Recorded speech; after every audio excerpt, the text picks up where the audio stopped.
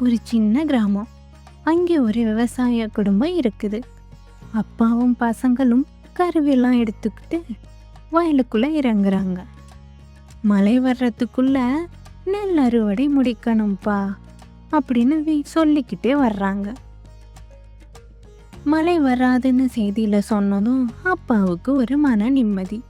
அவங்க வீட்டுல இருக்கிற காளை மாடு ரொம்பவே பாசமா எல்லாருக்கிட்டையும் இருக்கும். அந்த வீட்டுல இருக்கிற சின்ன பொண்ணு அந்த மாட்டை ரொம்ப பாசமா கவனிச்சுக்கிறா. அப்பாவும் பசங்களும் அந்த மாட்டுக்கு ஒவ்வொரு நாளும் ஜல்லிக்கட்டு பயிற்சி கொடுக்கறாங்க. ஏன்னா பொங்கலுக்கு ஜல்லிக்கட்டு இருக்குல்ல, அதனால.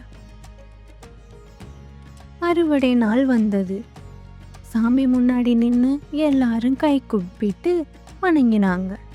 வயலுக்குள்ள இறங்கி பொண்ணு போல விளைஞ்சிருக்கிற நெல்லை கதிர் கதிரா வெட்டி மாட்டு வண்டியில ஏத்தி வீட்டுக்கு கொண்டு வர்றாங்க. வீட்டுல வச்சு நெல்லு தனியா வைக்கோல் தனியா பிரிக்கிறாங்க. அம்மா உலக்கையில நெல்லை போட்டு குத்தி நெல் தனியா அரிசி தனியா ஆக்குறாங்க. போகி நாள் வந்ததும் வீடு முழுக்க சுத்தம் செய்றாங்க. அடுத்த நாள் தைப்பொங்கல். புது உடை உடுத்தி புது பானையில பொங்கல் வைத்து அனைவரும் பொங்கலோ பொங்கல் என்று முழங்குறாங்க. அடுத்த நாள் மாட்டுப் பொங்கல். இது மாடுகளுக்கே உரிய பொங்கல்.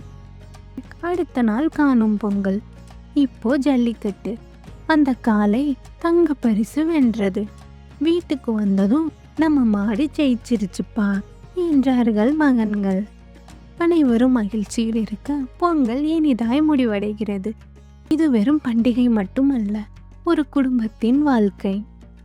அனைவருக்கும் இனிய பொங்கல் நல்வாழ்த்துக்கள். இது போன்ற வீடியோக்களையும் குழந்தைகளும் பெரியவர்களும் விரும்பும் வகையில் நீதி கதைகளையும் மனதை மகிழ்விக்கும் என்டர்டைன்மெண்ட் கதைகளையும் குழந்தைகளுக்கான அழகான பெட் டைம் ஸ்டோரிகளையும் பார்க்க இப்போதே நம்ம சேனலை சப்ஸ்கிரைப் பண்ணி சப்போர்ட் பண்ணுங்க. தேங்க்ஸ் ஃபார் வாட்சிங்.